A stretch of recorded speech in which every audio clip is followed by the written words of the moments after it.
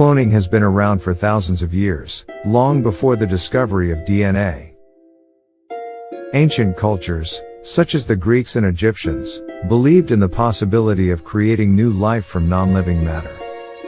In the 19th century, scientists began to explore the biological basis of cloning, with the discovery of embryonic twinning in mammals.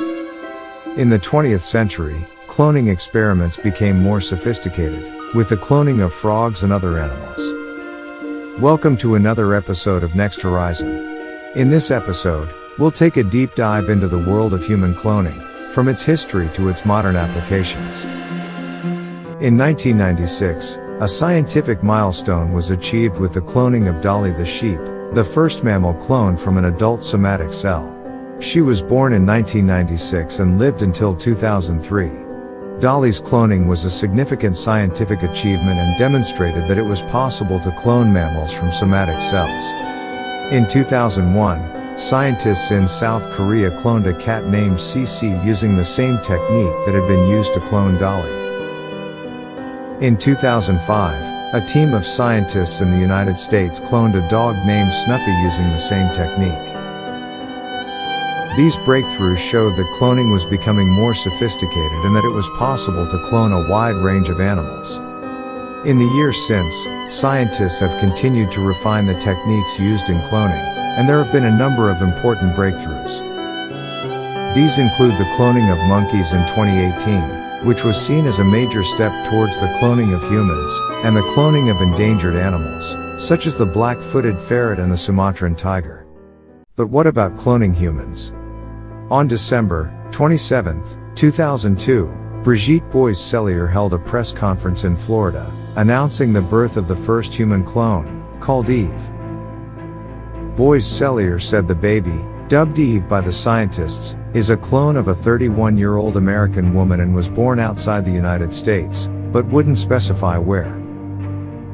The woman donated the DNA for the cloning process, had the resulting embryo implanted and then gestated the baby, Bois-Cellier said. If confirmed, that would make the child an exact genetic duplicate of her mother, the same as an identical twin. However, Bois-Cellier refused to say where the baby was born, identify her parents, and even provide a picture or any evidences.